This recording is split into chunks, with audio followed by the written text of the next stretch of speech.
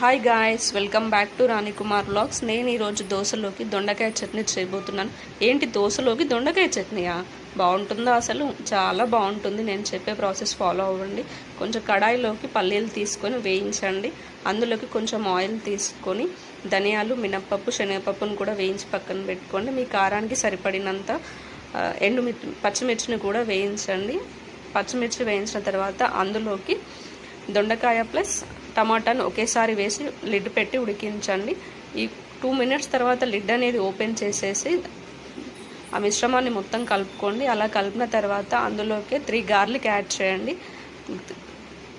కొత్తిమీర మిశ్రమాన్ని కూడా యాడ్ చేయండి.